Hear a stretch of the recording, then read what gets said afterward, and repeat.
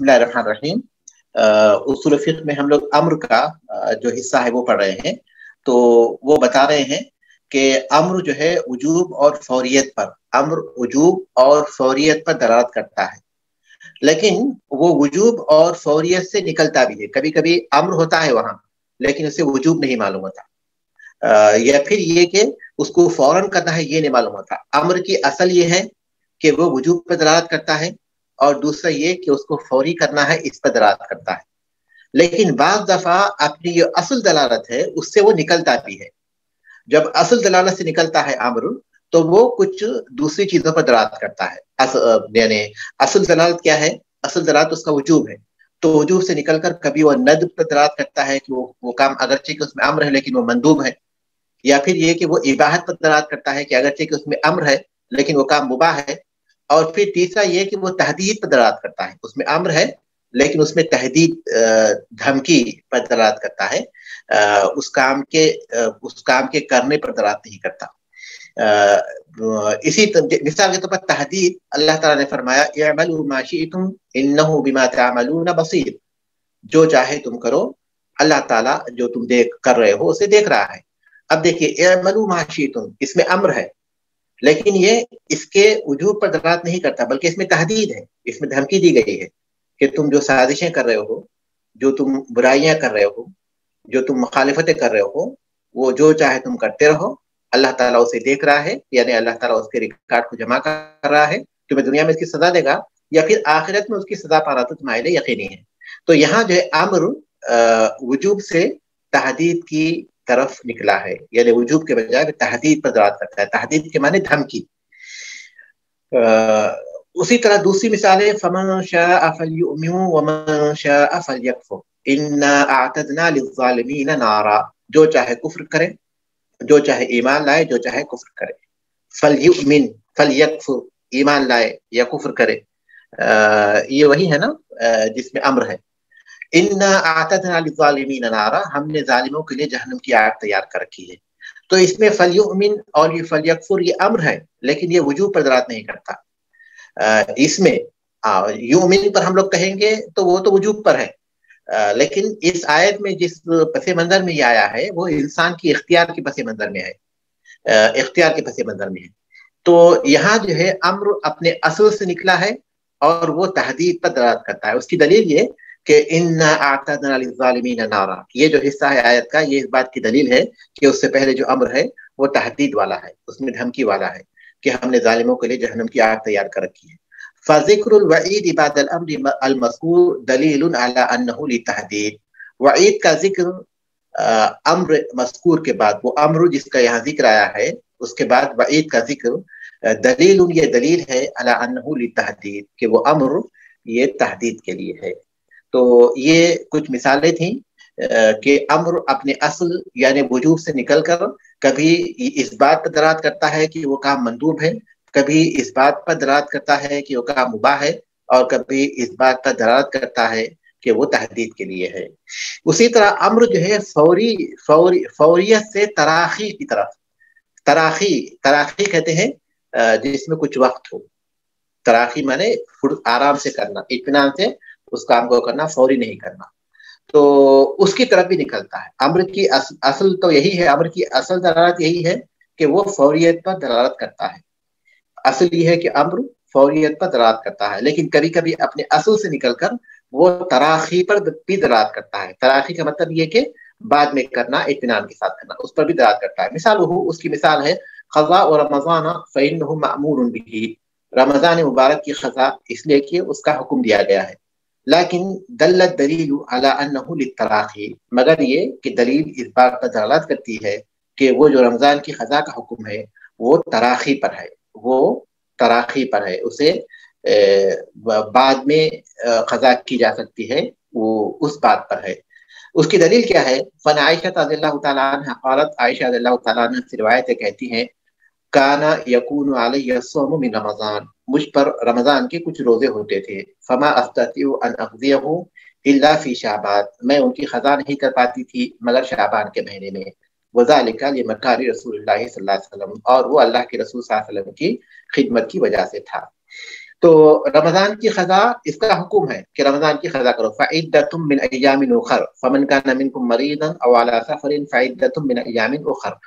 جو مریض ہوں یا سفر پر ہوں تو ان کو چاہیے کہ بعد میں وہ گنتی پوری کر لے. تو قضا کا حکم ہے, اس گنتی کو پورا کرنے کا حکم ہے.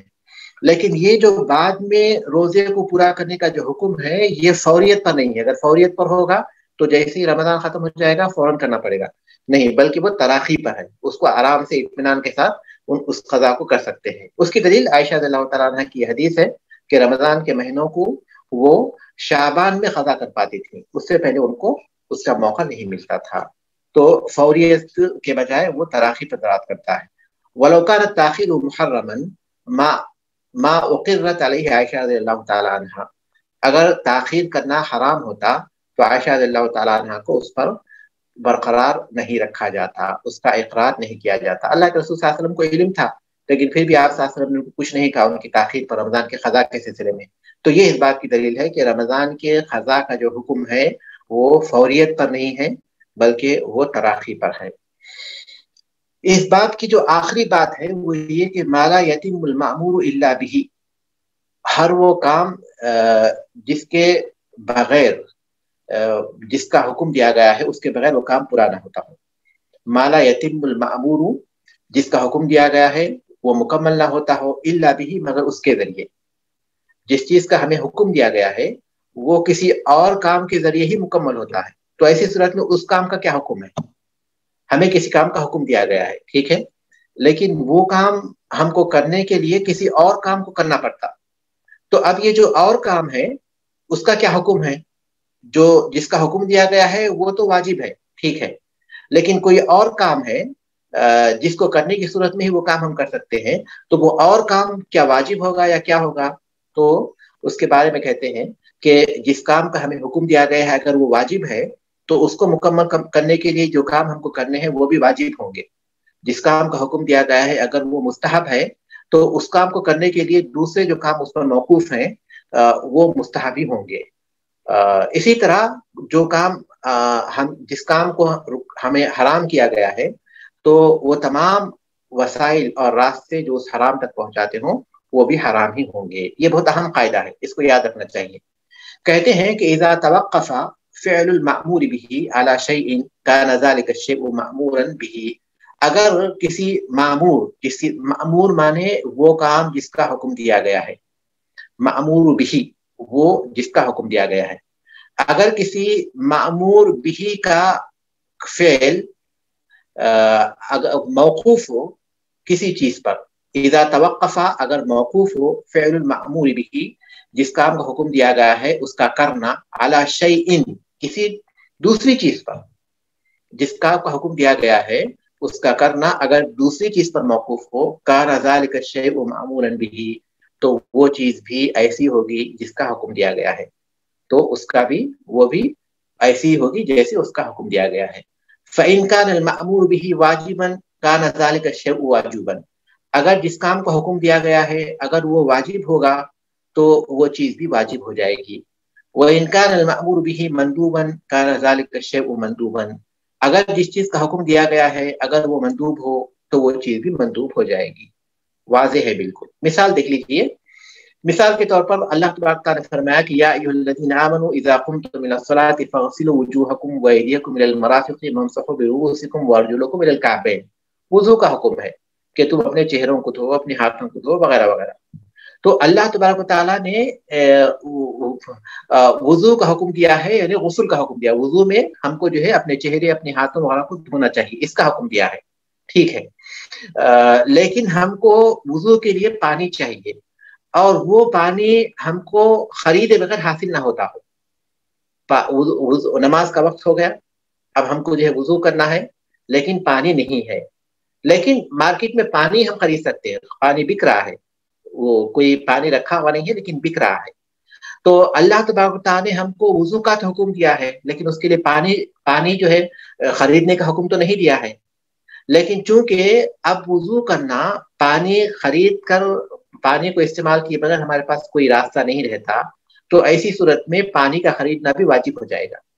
ہم کو حکم ہے وضو کا, پانی کے خریدنے کا حکم نہیں ہے, لیکن اب وضو جو ہے موقوف ہے پانی کے خریدنے پر، تو اس لیے جو چیز واجب ہے وہ کسی دوسری چیز پر موقوف ہو تو وہ بھی اسی طرح واجب ہو جائے گی جیسا کہ وہ چیز واجب ہوتی ہے۔ یہاں مولوی رحمۃ اللہ نے جو مثال دی ہے وہ یہ کہ مثال الواجبی ستر العورتی، ستر ستر ڈھانپنا، ستر عورت ہے۔ فَإِذَا تَوَقَّفَ عَلَى شِرَاءِ ثَوْبٍ كَانَ ذَلِكَ الشِّرَاءُ وَاجِبًا، اگر یہ موقوف ہو کپڑے کے خریدنے پر تو وہ کپڑا خریدنا واجب ہو جائے گا۔ اللہ تعالیٰ نے ہم کو حکم دیا ستر العورا کا، خذوا زینتکم عند کل مسجد، ہر نماز کے وقت پر تم زینت یعنی اپنے ستر کو ڈھانپ دیا کرو، اپنے ستر کو ڈھانپ دیا کرو۔ ستر کو ڈھانپنے کا حکم ہے، ہم کوئی بھی کپڑا لے سکتے ہیں جو مباح کپڑا ہے وہ ہم نے لیا ڈھانپ دیا ٹھیک ہے، لیکن ستر کو ڈھانپنے کے لیے اگر کپڑا خریدنے کے سوا کوئی راستہ ہمارے پاس نہیں ہے، کپڑا خریدنا ہی پڑے گا، تو ہم دیکھتے ہیں کہ اللہ تعالیٰ نے ستر کو ڈھانپنے کا تو حکم دیا ہے لیکن کپڑا خریدنے کا حکم نہیں دیا ہے۔ کسی کی طرف سے ہم کو کوئی تحفہ ملتا ہے وہ کپڑا ہم نے پہن لیا، اس سے بھی نماز پڑھی تو ٹھیک ہے، لیکن اگر ہم کو ستر کو ڈھانپنے کے لیے خریدنے کے علاوہ کوئی دوسرا کپڑا نہیں ملتا تو ایسی صورت میں جیسے ستر کو ڈھانپنا واجب ہے تو ستر کو ڈھانپنا جس چیز پر موقوف ہے وہ ہے کپڑے کے خریدنے پر، تو کپڑا خریدنا بھی واجب ہو جائے گا۔ شیخ یہاں پہ انہوں نے واجب کا لفظ استعمال کیا جبکہ ہم اصول فقہ ہی پڑھ رہے ہیں اور اس میں شرط اور واجب اور وہ تو الگ ہیں، تو یعنی یہاں پہ وہ واجب ہم ستر العورا جو ہے وہ تو ہم شرط کہتے ہیں نا اس کو، تو یہاں پہ جی وہ ہم لوگ جب نماز کے سیاق میں اگر بات کریں گے، نماز کے سیاق میں اگر بات کریں گے تو وہ جو ہے شرط ہو جائے گی جب نماز کی شرطوں میں، لیکن یہاں جو ہے انہوں نے عام بات کہی ہے، ستر کو ڈھانپنا یہ تو واجب ہے لیکن نماز کے جو سیاق ہے اس میں وہ شرط ہے، لیکن یہاں ستر العورا عام حالات کی وہ بات کر رہے ہیں، عام حالات میں نماز سے اس کا تعلق نہیں ہے، عام حالت میں بھی انسان کو اپنا ستر ڈھانپنا کیا ہے، دوسروں سے چھپنا یہ واجب ہے، تو اسی کی حیثیت سے بات کر رہے ہو، عام حالت کی بات۔ وضو کی بھی مثال اسی طرح ہے کہ لازمی نہیں کہ وہ نمازی کے لیے ہو لیکن جب بھی وضو کریں تو پانی سے ہوگا، اس لیے وہ بھی پہلی مثال وہ ہے۔ جی جی جزاک اللہ۔ پہلی مثال نماز کی تھی، وہ بھی شرط ہی ہے، لیکن شرط اور واجب اصل میں اتنے مشترک ہیں کہ حکم کے اعتبار سے ان کو واجب کہیں گے لیکن اس ترتیب کے اعتبار سے۔ لیکن شیخ صاحب جو آپ نے پہلی مثال دی اس میں تو اگر نماز کا وقت ہو گیا ہے اور ہمارے پاس پانی نہیں ہے تو پھر ہمارے لیے واجب ہوگا نا، نماز پڑھنے کے لیے اس کو پانی کو خریدنا واجب ہوگا نا، نماز ہی کے لیے ہوگا، جی ہاں پہلی مثال نماز ہی کے لیے ہوگا، ہاں لیکن یہ نماز کے لیے خاص نہیں ہے نا، الگ الگ ہیں دونوں مثال ہیں، یہ نماز کے علاوہ نماز کے علاوہ دونوں پر فٹ ہوتی ہے مثال۔